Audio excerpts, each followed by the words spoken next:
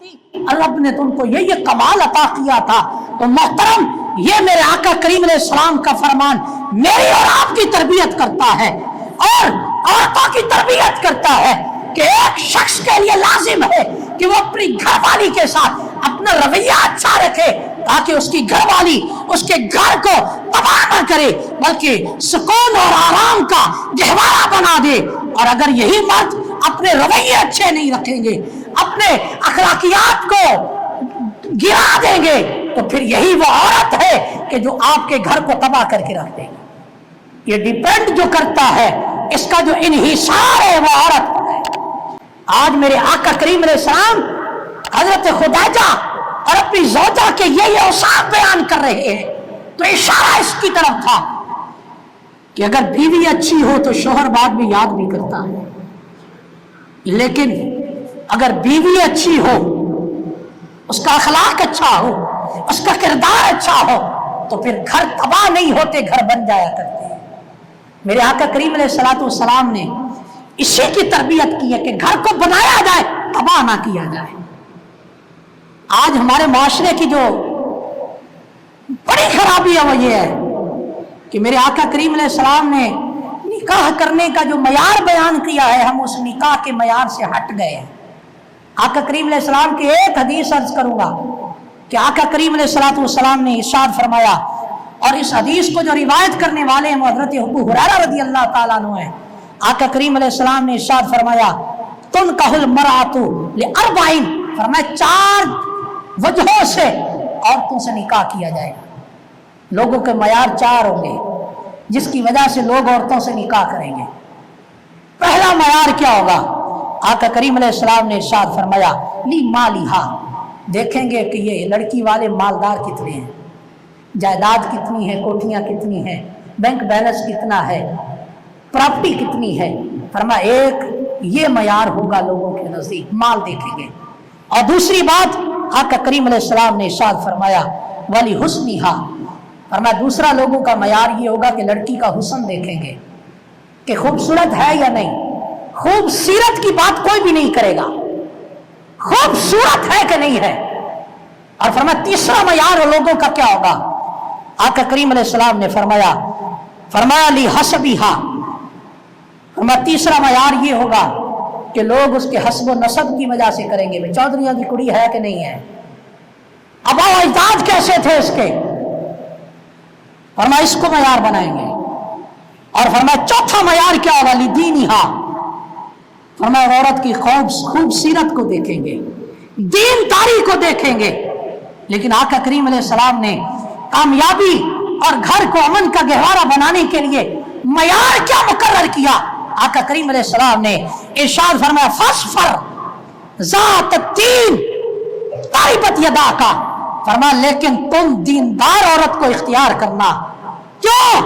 इसलिए कि अगर औरत दीनदार होगी तो वो जिंदगी के नशेब व फराज को मैनेज करना जानती होगी, वो तुम्हारे घर को तबाह नहीं होने देगी, वो तुम्हारे बच्चों की सही तरबियत करेगी, वो तुम्हारे अखलाकियात पर नजर रखेगी, और फिर वो तुम्हारे घर को ऐसा बना जाएगी कि जब वो चली जाएगी कि तुम्हें वो फिर याद आएगी, फिर तुम उसका अच्छा जिक्र करोगे।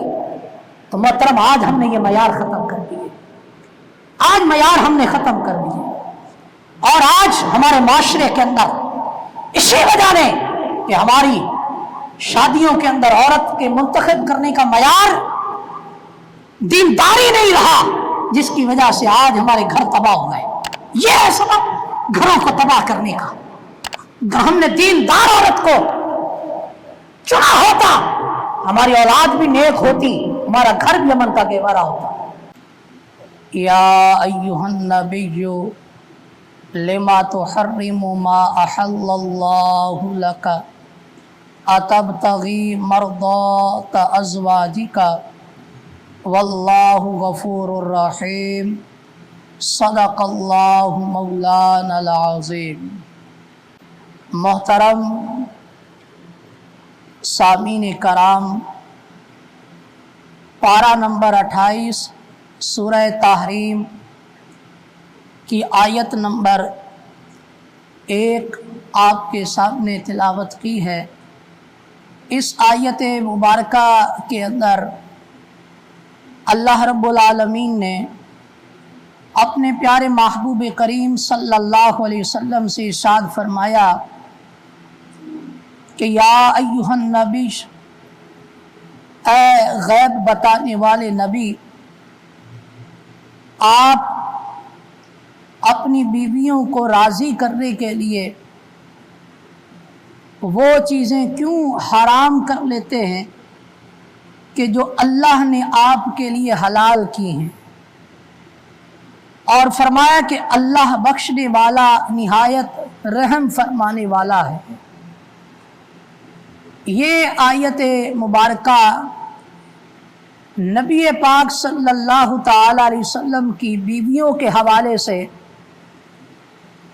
نازل ہوئی ہے، جس کا شان نزول یہ ہے کہ حضرت عائشہ صدیقہ رضی اللہ تعالی عنہا فرماتی ہیں کہ ایک رات نبی کریم صلی اللہ تعالی علیہ وسلم حضرت زینب کے گھر تھے اور آپ وہاں شہد تناول فرما رہے تھے، جس کی وجہ سے نبی پاک علیہ السلام کو وہاں کچھ وقت زیادہ لگ گیا۔ تو حضرت عائشہ فرماتی ہیں کہ میں نے حضرت حفصہ سے مشورہ کیا کہ جب نبی پاک علیہ السلام تمہارے یا میرے پاس آئیں تو ہم حضور کی بارگاہ میں یہ عرض کریں گے کہ آپ نے حضرت زینب کے گھر کچھ وقت زیادہ دیا ہے۔ تو جب نبی پاک علیہ السلام حضرت عائشہ صدیقہ رضی اللہ تعالی عنہ کے گھر تشریف لائے تو عرض کی حضور آپ نے مغافیر تناول کی ہوئی ہے کہ جس کی بو آپ کے منہ سے آ رہی ہے اور مجھے محسوس ہو رہی ہے۔ نبی پاک صلی اللہ علیہ وسلم نے ارشاد فرمایا کہ میں نے مغافیر تو تناول نہیں کی، ہاں حضرت زینب کے گھر میں نے شہد تناول کیا ہے، لیکن اب میں قسم کھاتا ہوں کہ اب ایسا نہیں کروں گا، اور تم بھی یہ وعدہ کرو کہ یہ بات آگے کسی کو نہیں بتاؤ گی۔ یعنی نبی پاک صلی اللہ علیہ وسلم نے اپنی بیویوں کو راضی کرنے کے لیے اپنے اوپر قسم کھائی کہ وہ آج کے بعد شہد نہیں کھائیں گے۔ تو اس پر اللہ رب العالمین نے یہ آیت نازل فرمائی کہ اے غیب بتانے والے نبی، آپ اپنی بیویوں کو راضی کرنے کے لیے وہ چیز کیوں اپنے اوپر حرام کر رہے ہیں کہ جو اللہ نے آپ کے لیے حلال قرار دی ہے؟ اور یوں کیا ہوا کہ اس آیت کے آخر میں کیا فرمایا؟ واللہ غفور الرحیم، اللہ بخشنے والا ہے اور نہایت رحم فرمانے والا ہے۔ یوں حضرت عائشہ صدیقہ رضی اللہ تعالیٰ عنہ کو بھی معافی مل گئی، اور حضور علیہ السلام نے جو قسم ارشاد فرمائی تھی تو اس پر اللہ رب العالمین نے کفارے کا حکم نازل فرما دیا، اور یوں امت کے لیے آسانی ہو گئی۔ لیکن یہ آیت کریمہ تلاوت کرنے کا مقصد یہ ہے کہ آقا کریم صلی اللہ تعالی علیہ وبارک وسلم اپنی بیویوں کو راضی کرنے کے حوالے سے کتنا اہتمام فرماتے تھے کہ جو چیز اللہ نے حلال کی ہے، آپ اپنی بیویوں کو راضی کرنے کے لیے، اپنی ازواج کو راضی کرنے کے لیے اسے اپنے اوپر قسم کھا کر حرام کر لیا کرتے تھے۔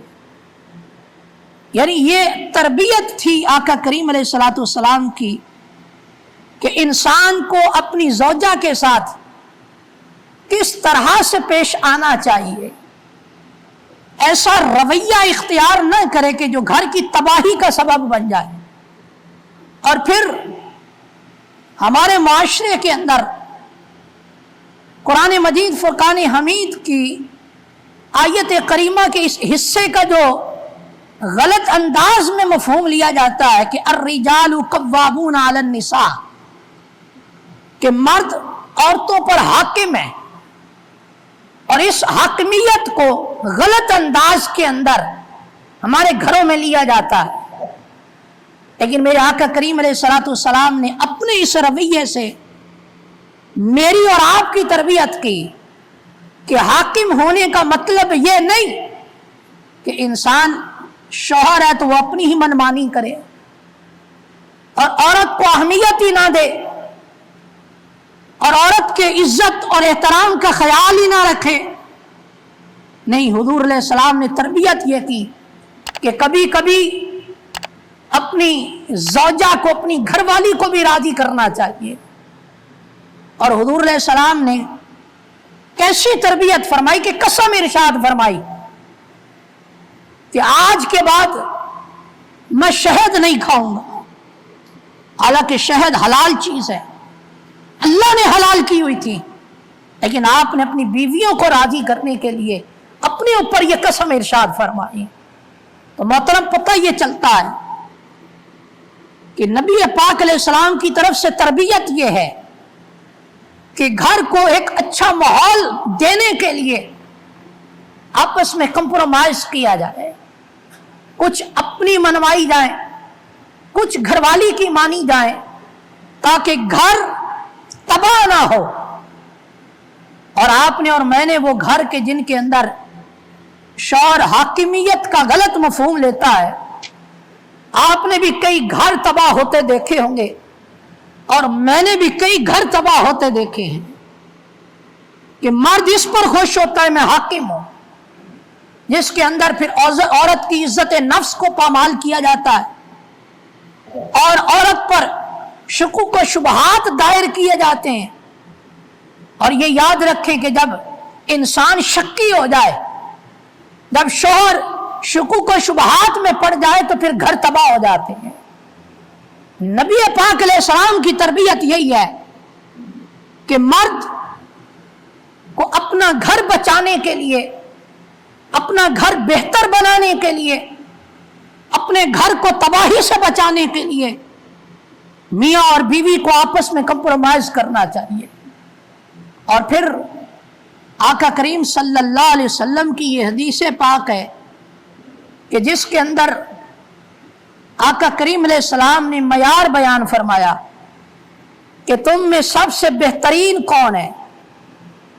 میرے آقا نے یہ معیار نہیں بیان فرمایا کہ باہر وہ نمازی بھی ہو، روزہ دار بھی ہو، باہر وہ نیک سیرت بھی ہو، باہر وہ خشیت الہی رکھنے والا بھی ہو۔ نہیں، میرے آقا کریم علیہ السلام نے سب سے بہترین ہونے کا جو معیار بیان فرمایا، مشکات شریف کی حدیث پاک ہے، ارشاد فرمایا کہ تم میں سب سے بہترین وہ ہے کہ جو اپنے گھر والوں کے ساتھ سب سے اچھا ہے، اور میں وہ سب سے بہترین ہے۔ آپ نے بڑی بڑی پگڑیوں والے اور بڑے بڑے جبے والے اور بڑے بڑے نیک سیرت لوگ دیکھے ہوں گے کہ جو گھر سے باہر تو بڑے نیک ہیں، لوگ بڑی ان سے چاہت رکھتے ہیں، لوگ ان کے کردار کی تعریفیں کرتے ہیں، لیکن جب ان کو ان کے گھر کے اندر دیکھا جاتا ہے تو وہ نہ ایک بہترین شوہر ہوتے ہیں، نہ وہ ایک بہترین باپ ہوتے ہیں، نہ وہ ایک بہترین بھائی ہوتے ہیں، نہ وہ ایک بہترین پڑوسی ہوتے ہیں، یعنی وہ کسی بھی اعتبار سے اور کسی بھی زاویے سے بہترین نظر نہیں آتے۔ تو میرے آقا نے کیا فرمایا؟ فرمایا تم میں بہترین شخص وہ ہے کہ جو اپنے گھر والوں کے ساتھ بہترین ہے، اچھا ہے، ان کے ساتھ اس کا رویہ اچھا ہے، ان کے ساتھ اس کا کردار اچھا ہے۔ فرمایا وہ شخص تم میں سب سے بہترین ہے۔ اور یہ یاد رکھیں، نبی پاک علیہ السلام کے یہ جتنے بھی فرامین ہیں یہ فقط ہماری تربیت کے لیے تھے۔ آقا کریم علیہ الصلوۃ والسلام اپنی ازواج مطہرات کے ساتھ کتنے اچھے رویے کے ساتھ رہا کرتے تھے۔ ویسے تو آپ کی تمام ازواج کے ساتھ حسن اخلاق کے مختلف واقعات موجود ہیں، لیکن 10 رمضان المبارک یوم حضرت خدیجہ الکبریٰ رضی اللہ تعالیٰ عنہا ہے، تو اس حوالے سے کچھ نبی پاک علیہ السلام کی ان زوجہ کے حوالے سے میں عرض کروں گا کہ نبی پاک علیہ السلام ان سے کتنی محبت کیا کرتے تھے، اور آقا کریم علیہ السلام کے ساتھ ان کا رویہ کتنا اچھا تھا، اور اس رویے پر اللہ رب العالمین نے ان کو شرف کیا عطا فرمایا۔ یہ یاد رکھیں کہ نبی پاک صلی اللہ تعالی علیہ وسلم کے ساتھ مختلف تعلق رہے۔ کچھ نبی پاک علیہ السلام کے ساتھ عورتوں کا تعلق یوں بھی رہا کہ انہیں آقا کریم صلی اللہ تعالی علیہ وسلم سے نکاح کا شرف بھی ملا، اور اس کے ساتھ ساتھ نبی پاک علیہ السلام کا قرب بھی ملا۔ اور بعض وہ تھی کہ جنہیں نبی پاک علیہ السلام سے نکاح کا تو شرف حاصل ہوا، لیکن قرب سے پہلے ہی انہیں طلاق ہو گئی۔ بعض عورتیں ایسی بھی تھیں، اور بعض عورتیں ایسی تھیں کہ جن کو نبی پاک علیہ السلام نے نکاح کا پیغام دیا مگر نکاح نہ کیا۔ تو یہ مختلف عورتوں کے حضور علیہ السلام کے ساتھ یوں تعلق رہا، لیکن جن کو نکاح کا شرف بھی ملا اور اس کے ساتھ ساتھ قرب بھی ملا، تو تاریخ میں لکھا ہے کہ ان کی جو تعداد ہے وہ 12 یا 14 ہے، کہ جن کے ساتھ نبی پاک علیہ السلام نے نکاح بھی فرمایا، اور نکاح فرمانے کے بعد انہیں اپنا قرب بھی عطا فرمایا۔ اور جس کی ترتیب کے حوالے سے تاریخ میں کچھ یوں لکھا ہے کہ سب سے پہلے نبی پاک علیہ السلام نے حضرت خدیجہ الکبریٰ رضی اللہ تعالی عنہا کے ساتھ نکاح فرمایا، اور پھر حضرت سودا رضی اللہ تعالی عنہا کے ساتھ، پھر حضرت عائشہ صدیقہ رضی اللہ تعالی عنہا کے ساتھ، پھر حضرت حفصہ کے ساتھ، پھر حضرت زینب کے ساتھ، پھر حضرت ام سلمہ کے ساتھ، پھر حضرت ام حبیبہ کے ساتھ، پھر حضرت جویریہ کے ساتھ، پھر حضرت میمونہ کے ساتھ، اور پھر حضرت صفیہ کے ساتھ، اور پھر حضرت ریحانہ بنت زید کے ساتھ آپ نے نکاح فرمایا۔ یوں بالترتیب آقا کریم علیہ السلام نے ان سے نکاح فرمایا، اور یہ وہ عورتیں ہیں کہ جن کے ساتھ نبی پاک علیہ السلام نے نکاح بھی فرمایا اور اپنے قرب کا شرف بھی عطا فرمایا۔ لیکن حضرت خدیجہ الکبریٰ رضی اللہ تعالی عنہا کی ذات وہ ذات ہے کہ جو مسلمانوں کی سب سے پہلی ماں ہے، یعنی یہ وہ عورت ہے کہ نہ تو ان سے پہلے نبی پاک علیہ السلام نے کسی عورت سے نکاح کیا، اور نہ ان کی موجودگی کے اندر آقا کریم علیہ السلام نے کسی سے نکاح کیا۔ اور پھر یہ وہ حضرت خدیجہ الکبریٰ رضی اللہ تعالی عنہا ہے کہ حضور علیہ السلام کی ساری اولاد وہ حضرت خدیجہ الکبریٰ سے پیدا ہوئی، اور سوائے حضرت ابراہیم کے، کیونکہ حضرت ابراہیم وہ حضرت ماریہ قبطیہ رضی اللہ تعالی عنہا سے پیدا ہوئے، باقی ساری اولاد حضور علیہ السلام کی وہ حضرت خدیجہ الکبریٰ رضی اللہ تعالی عنہا سے پیدا ہوئی۔ اور پھر نبی پاک صلی اللہ تعالی علیہ وسلم کے حوالے سے یہ بھی آتا ہے کہ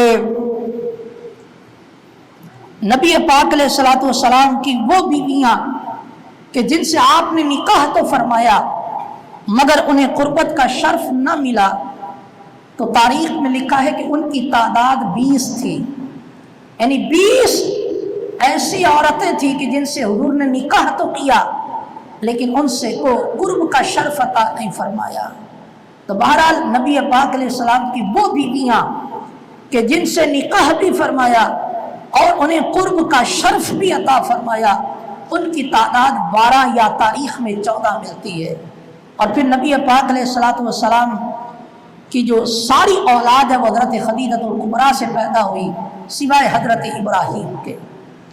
پھر حضور علیہ السلام کی جو حقیقی صاحبزادیاں تھیں وہ 4 تھیں، حضرت زینب، حضرت کلثوم، حضرت رقیہ اور حضرت فاطمہ رضی اللہ تعالیٰ عنہ۔ یہ 4 حضور علیہ السلام کی حقیقی صاحبزادیاں تھیں، اور 4 حضور علیہ السلام کی سوتیلی صاحبزادیاں تھیں، اور یہ چاروں کی چاروں حضرت ام سلمہ رضی اللہ تعالیٰ عنہ کی بیٹیاں تھیں۔ یہ 4 سوتیلی بیٹیاں تھیں نبی پاک علیہ الصلوۃ والسلام کی۔ تو بہرحال یہ مختصر سا ایک تذکرہ، لیکن میں جو اصل بات یہاں پر عرض کرنا چاہ رہا تھا وہ یہ کہ حضرت خدیجہ الکبریٰ رضی اللہ تعالی عنہا کو یہ شرف حاصل ہے کہ حضور علیہ السلام نے ان کی موجودگی کے اندر کسی سے نکاح نہیں کیا، اور یہ بھی شرف حاصل ہے کہ ساری اولاد سوائے حضرت ابراہیم کے وہ حضرت خدیجہ الکبریٰ رضی اللہ تعالی عنہا سے پیدا ہوئی۔ اور ان کے بارے میں نبی پاک علیہ الصلوۃ والسلام نے کیا ارشاد فرمایا؟ متفق علیہ حدیث پاک ہے، اور متفق علیہ حدیث اس کو کہتے ہیں کہ جو بخاری شریف کے اندر بھی ہو اور مسلم شریف کے اندر بھی ہو، اور اس کو روایت کرنے والے حضرت علی شیر خدا ہیں۔ ان علی رضی اللہ تعالیٰ عنہ قال سمعت رسول اللہ صلی اللہ علیہ وسلم یقول خیر نسائها مریم بنت عمران وخیر نسائها خدیجہ بنت خویلد۔ آپ نے فرمایا کہ دنیا کی بہترین عورت مریم بنت عمران تھی، لیکن اب دنیا عالم کی بہترین عورت خدیجہ بنت خویلد رضی اللہ تعالیٰ عنہ ہیں۔ یعنی آپ نے حضرت خدیجہ کو بہترین عورت قرار دیا، فرمایا اس دنیا کی عورتوں میں سب سے جو بہترین عورت ہے، سب سے زیادہ جو فضیلت والی عورت ہے وہ حضرت خدیجہ بنت خویلد رضی اللہ تعالیٰ عنہ ہے۔ اور یہ وہ حضرت خدیجہ ہیں کہ ان کے بارے میں ایک بہت پیاری حدیث پاک، وہ بھی متفق علیہ حدیث پاک ہے، اور جس کو روایت کرنے والے حضرت ابو ہریرہ رضی اللہ تعالیٰ عنہ ہیں۔ وہ کہتے ہیں کہ اتا جبرائیل النبی، فرماتے ہیں کہ ایک دفعہ جبریل امین حضور کی بارگاہ میں آئے اور آ کر عرض کی فقال یا رسول اللہ هذه خدیجہ قد اتت معها اناء فیہ ادام او طعام۔ عرض کی حضور آپ کے پاس حضرت خدیجہ آ رہی ہیں، اے اللہ کے رسول آپ کے پاس حضرت خدیجہ آ رہی ہیں کہ جن کے ہاتھ کے اندر ایک برتن ہے اور اس برتن کے اندر سالن ہے یا کھانا ہے، لیکن جب وہ آ جائیں فَإِذَا أَتَتْكَ، حضور جب وہ حضرت خدیجہ آپ کے پاس آ جائیں تو فقرا علیہ السلام من ربها ومنی، تو حضور جب حضرت خدیجہ آپ کے پاس آ جائے تو انہیں میری طرف سے بھی سلام کہیے گا اور اپنے رب کی طرف سے بھی انہیں سلام کہیے گا۔ یہ کون کہتے ہیں؟ حضرت جبرائیل کہتے ہیں۔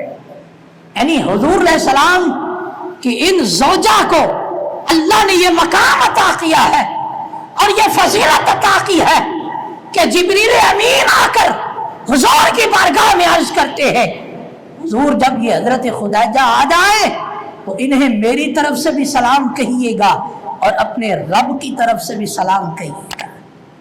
یعنی یہ مقام ہے حضرت خدیجہ کا، اور یہ مقام ایسے نہیں مل گیا۔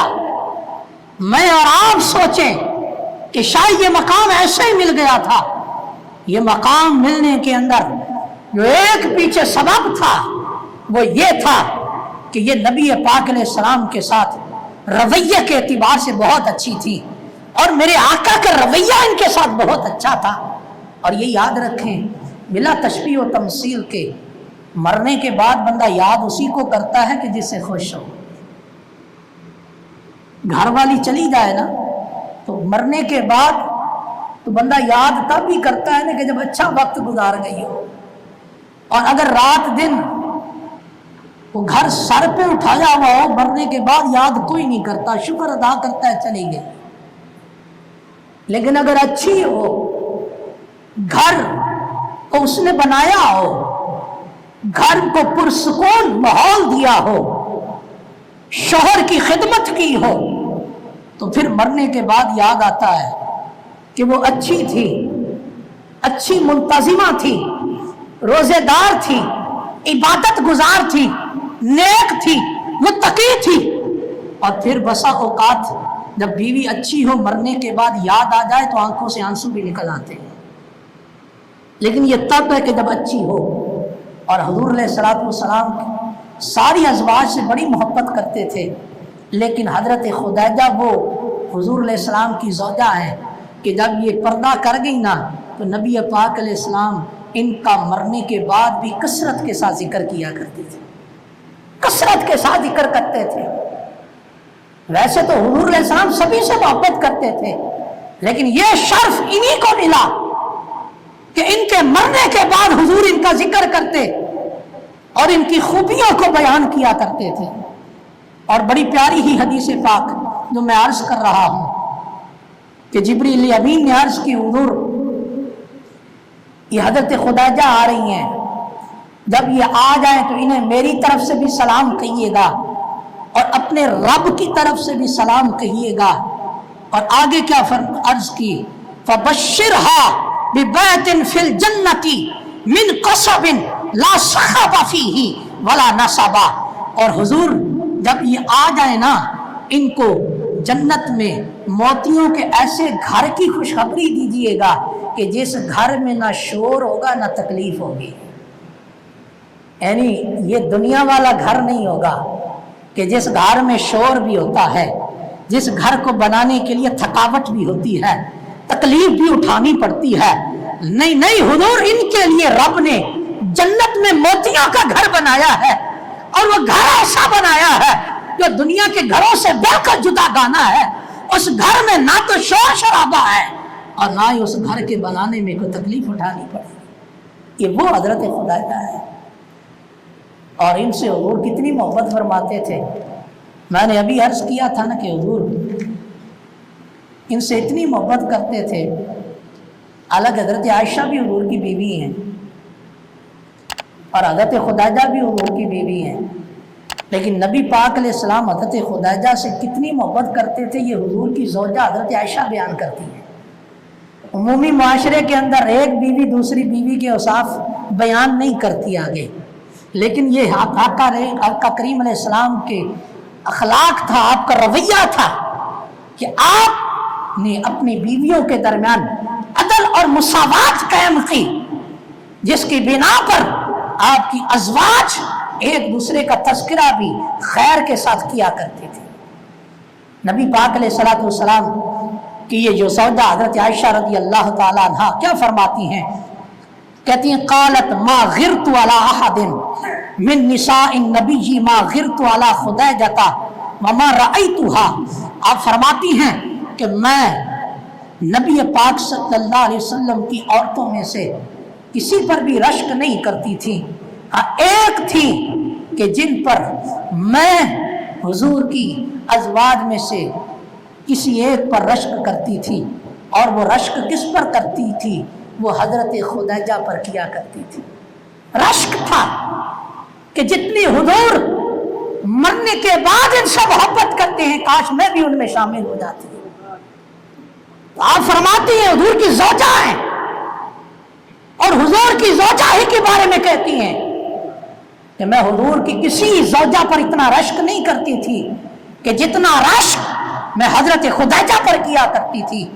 حالانکہ وما رأیتها، میں نے ان کو دیکھا نہیں تھا، یعنی میرے بچپن میں ہی وہ فوت ہو گئی تھی، میں نے دیکھا نہیں تھا، لیکن مجھے ان پر بڑا رشک آتا تھا. آپ ہی بیان کرتی ہیں ولیکن کان یکثر ذکرہا. آپ فرماتی ہیں رشک کی وجہ یہ تھی کہ نبی پاک علیہ الصلوۃ والسلام ان کے ظاہری پردہ فرمانے کے بعد بھی ان کا ذکر کثرت کے ساتھ کرتے تھے، کثرت کے ساتھ ان کا ذکر کرتے تھے. وربما ज़बह शाह था। और हुजूर को उनसे इतनी मोहब्बत थी। ये मैं जो हदीस पढ़ रहा हूँ ये बुखारी और मुस्लिम की हदीस पाक है, मुत्तफक अलैह हदीस पाक है कि हजरत खुदैजा जब पर्दा कर गई, मेरे आका उसका जिक्र कसरत के साथ करते थे और बयान करने वाली हजरत आयशा है। और मेरे आका अपनी मोहब्बत का इजहार कुछ यूं भी करते थे कि हजरत आयशा फरमाती है रुब्बमा ज़बह शाता, कभी कभी हुजूर उनके साले सवाब के लिए बकरी ज़बह किया करते थे, बकरी ज़बह किया करते थे। मैं आपसे पूछता हूँ, हजरत आयशा खुदैजा जो है दुनिया से जा चुकी थी, मेरे आका जो बकरी ज़बह कर रहे थे इस साले सवाब के लिए कर रहे थे, लोग यहाँ शोर शराबा शुरू कर देते हैं, भाई इस साले सवाब कहाँ से साबित है, ये जानवर ज़बह करना कहाँ से साबित है, ये मुर्दे की तरफ से कुर्बानी करना कहाँ से साबित है। तो मैं ये कहता हूँ बुखारी और मुस्लिम की हदीस से साबित है कि मेरे आका हजरत खुदैजा की तरफ से बकरी ज़बह करते थे उनके साले सवाब के लिए, और सुम्मा यक्तिउहा अज़ाअन, फिर नबी पाक अलैहिस्सलाम उसके गोश्त के टुकड़े किया करते थे। और टुकड़े करने के बाद अगली जो बात हजरत आयशा बयान करती हैं, आप फरमाती है कि जब टुकड़े कर लेते सुम्मा यबअसुहा फी सदाई की खुदैजा, फिर नबी पाक अलैहिस्सलाम वो गोश्त के टुकड़े हजरत खुदैजा की सहेलियों की तरफ भेज दिया करते थे, उनकी सहेलियों की तरफ भेज दिया करते थे। और इसके तहत उलमा ने बड़ी प्यारी बात लिखी, आप फरमाते हैं कि लोग शोर शराबा करते हैं कि मुर्दे की तरफ से कुर्बानी कहाँ से जायज़ है, मुर्दे के इसाले सवाब के लिए जानवर ज़बह करना कैसा है, और इस पर मुख्तलिफ फतवा लगा देते हैं, कोई शिर्क का फतवा लगा देता है, कोई हराम का फतवा लगा देता है। मैं उनसे ये पूछूंगा कि अगर तुम हराम का फतवा लगाते हो तो मेरे आका के इस अमल पर फतवा कौन सा लगाओगे कि मेरे आका करीम अलैहिस्सलाम अपनी ज़ौजा हजरत खुदैजा के इंतकाल के बाद उनकी तरफ से बकरी ज़बह किया करते थे। तो लिहाजा इससे पता ये चलता है कि मुर्दे की तरफ से कुर्बानी करना ये हुजूर अलैहिस्सलाम की सुन्नत है, आपका तरीका है। और फिर इसाले सवाब के लिए हुजूर ने बकरी ज़बह की, इससे यह भी पता चला अगर जिंदा के अमल से मुर्दे को नफा ना होता तो मेरे आका कभी भी हजरत खुदैजा की तरफ से बकरी ज़बह ना करते। आपका ये अमल ये बताता है कि जिंदा का अमल मुर्दे को नफा देता है। और फिर अगला जो अमल आपने इरशाद फरमाया कि नबी पाक अलैहिस्सलातु वस्सलाम उसके टुकड़े करते, और टुकड़े करने के बाद आपकी सहेलियों की तरफ गोश्त को भेज दिया करते थे। तो इससे यह भी पता चला कि मुर्दे को सदकात व खैरात का सवाब भी पहुंचा सकते हैं। और यह भी पता चला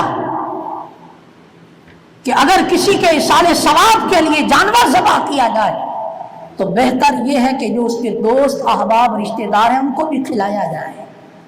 क्यों? इसलिए कि मुर्दे को इससे खुशी महसूस होती है, फरत महसूस होती है।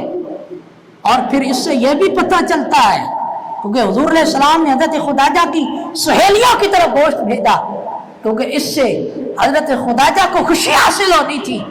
तो इससे यह भी पता चलता है कि जो मुर्दा होता है वो जिंदा लोगों के हालात को देख रहा होता है, तभी तो वो खुश होगा। और फिर ये याद रखें, मेरे आका करीम अलैहिस्सलाम ने जो असल बात जहाँ समझाई है वो ये है कि अपने घर वालों से इतनी मोहब्बत होनी चाहिए और आपका रवैया इतना अच्छा होना चाहिए कि अगर वो चली भी जाए तो उसके बाद भी उसका जिक्र खैर किया जाता रहे।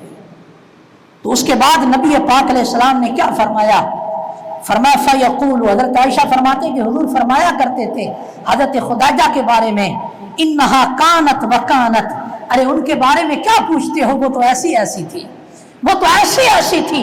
मुल्ला अली कारी ने इसकी जो तशरीह बयान की और ये बयान की कि गोया मेरे आका ये फरमा रहे थे, ऐ आयशा हजरत खुदैजा के बारे में तुम क्या पूछती हो, वो तो रोजे की हालत में रहने वाली थी, ان کے بارے میں کیا پوچھتی ہو؟ وہ تو گھر کا بہترین انتظام چلانے والی تھی، ارے ان کے بارے میں کیا پوچھتے ہو؟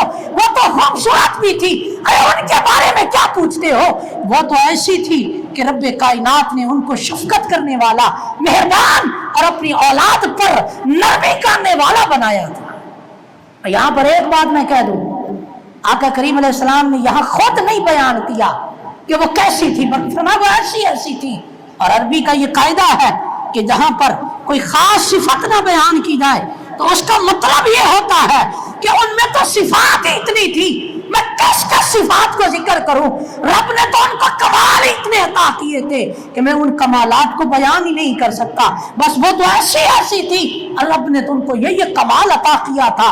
تو محترم، یہ میرے آقا کریم علیہ السلام کا فرمان میری اور آپ کی تربیت کرتا ہے اور عورتوں کی تربیت کرتا ہے کہ ایک شخص کے لیے لازم ہے کہ وہ اپنی گھر والی کے ساتھ اپنا رویہ اچھا رکھے تاکہ اس کی گھر والی اس کے گھر کو تباہ نہ کرے بلکہ سکون اور آرام کا گہوارہ بنا دے۔ اور اگر یہی مرد اپنے رویے اچھے نہیں رکھیں گے، اپنے اخلاقیات کو گرا دیں گے، تو پھر یہی وہ عورت ہے کہ جو آپ کے گھر کو تباہ کر کے رکھ دے گی۔ یہ ڈیپینڈ جو کرتا ہے، اس کا جو انحصار ہے وہ عورت پر ہے۔ آج میرے آقا کریم علیہ السلام حضرت خدیجہ اور اپنی زوجہ کے یہ اوصاف بیان کر رہے ہیں تو اشارہ اس کی طرف تھا کہ اگر بیوی اچھی ہو تو شوہر بعد میں یاد بھی کرتا ہے، لیکن اگر بیوی اچھی ہو، اس کا اخلاق اچھا ہو، اس کا کردار اچھا ہو، تو پھر گھر تباہ نہیں ہوتے، گھر بن جایا کرتے ہیں۔ میرے آقا کریم علیہ السلام نے اسی کی تربیت کی ہے کہ گھر کو بنایا جائے، تباہ نہ کیا جائے۔ آج ہمارے معاشرے کی جو بڑی خرابی ہے وہ یہ ہے کہ میرے آقا کریم علیہ السلام نے نکاح کرنے کا جو معیار بیان کیا ہے، ہم اس نکاح کے معیار سے ہٹ گئے ہیں۔ آقا کریم علیہ السلام کی ایک حدیث عرض کروں گا کہ آقا کریم علیہ السلام نے ارشاد فرمایا، اور اس حدیث کو جو روایت کرنے والے ہیں وہ حضرت ابو ہریرہ رضی اللہ تعالیٰ عنہ ہیں۔ آقا کریم علیہ السلام نے ارشاد فرمایا، تنکح المرأۃ لاربع، فرمایا 4 وجہوں سے عورتوں سے نکاح کیا جائے گا۔ لوگوں کے معیار 4 ہوں گے جس کی وجہ سے لوگ عورتوں سے نکاح کریں گے۔ پہلا معیار کیا ہوگا؟ آقا کریم علیہ السلام نے ارشاد فرمایا، لی مالہا، دیکھیں گے کہ یہ لڑکی والے مالدار کتنے ہیں، جائیداد کتنی ہے، کوٹھیاں کتنی ہیں، بینک بیلنس کتنا ہے، پراپرٹی کتنی ہے۔ فرمایا ایک یہ معیار ہوگا لوگوں کے نزدیک، مال دیکھیں گے۔ اور دوسری بات آقا کریم علیہ السلام نے ارشاد فرمایا، ولی حسنہا، فرمایا دوسرا لوگوں کا معیار یہ ہوگا کہ لڑکی کا حسن دیکھیں گے کہ خوبصورت ہے یا نہیں۔ خوبصورت کی بات کوئی بھی نہیں کرے گا، خوبصورت ہے کہ نہیں ہے۔ اور فرمایا تیسرا معیار لوگوں کا کیا ہوگا؟ آقا کریم علیہ السلام نے فرمایا لی حسبہا، فرمایا تیسرا معیار یہ ہوگا کہ لوگ اس کے حسب و نسب کی وجہ سے کریں گے، چودھریوں کی کڑی ہے کہ نہیں ہے، آبا و اجداد کیسے تھے اس کے، فرمایا اس کو معیار بنائیں گے۔ اور فرمایا چوتھا معیار کیا ہوگا؟ لدینہا، فرمایا عورت کی خوبصورت کو دیکھیں گے، دینداری کو دیکھیں گے۔ لیکن آقا کریم علیہ السلام نے کامیابی اور گھر کو امن کا گہوارہ بنانے کے لیے معیار کیا مقرر کیا؟ آقا کریم علیہ السلام نے ارشاد فرمایا، فاصفر ذات الدین تربت یداک، فرمایا لیکن تم دیندار عورت کو اختیار کرنا۔ کیوں؟ اس لیے کہ اگر عورت دیندار ہوگی تو وہ زندگی کے نشیب و فراز کو مینج کرنا جانتی ہوگی، وہ تمہارے گھر کو تباہ نہیں ہونے دے گی، وہ تمہارے بچوں کی صحیح تربیت کرے گی، وہ تمہارے اخلاقیات پر نظر رکھے گی، اور پھر وہ تمہارے گھر کو ایسا بنا جائے گی کہ جب وہ چلی جائے گی کہ تمہیں وہ پھر یاد آئے گی، پھر تم اس کا اچھا ذکر کرو گے۔ تو محترم آج ہم نے یہ معیار ختم کر دیے، آج معیار ہم نے ختم کر دیے، اور آج ہمارے معاشرے کے اندر اسی وجہ نے کہ ہماری شادیوں کے اندر عورت کے منتخب کرنے کا معیار दीनदारी नहीं रहा, जिसकी वजह से आज हमारे घर तबाह हो गए। ये है सबब घरों को तबाह करने का। हमने दीनदार औरत को चुना होता, हमारी औलाद भी नेक होती, हमारा घर भी अमन का गहवारा होता। तो रब्बे कायनात की बारगाह में दुआ है कि रब्बे कायनात हजरत खुदाजा के इस अमल की बरकत से और आपके इस किरदार की बरकत से हमारे घरों को भी अमन का गहवारा बनाए। और आखिर में नबी पाक अलैहिस्सलाम ने क्या इरशाद फरमाया? फरमाया कि ये वो हजरत खुदाजा हैं, वकान अली मिन्हा वुल्दुन, फरमाया ये वो हजरत खुदाजा हैं कि जिनसे रब्बे कायनात ने मुझे हजरत इब्राहीम के अलावा सारी औलाद अता फरमाई है। तो लिहाजा अपने बच्चों की शादी करने के अंदर नेक सीरत औरत का इंतखाब करें। नेक सीरत औरत का, अगर हम अपने घरों को तबाही से बचाना चाहते हैं, अल्लाह करीम की बारगाह में दुआ है रब्बे कायनात हमें अपने इन प्यारों का सदका और नबी पाक अलैहिस्सलाम की नज़वात का सदका हमारे घरों को भी अमन का गहवारा बनाए। आमीन सुम्मा आमीन बिजाहिन नबील अमीन सल्लल्लाहु अलैहि वसल्लम।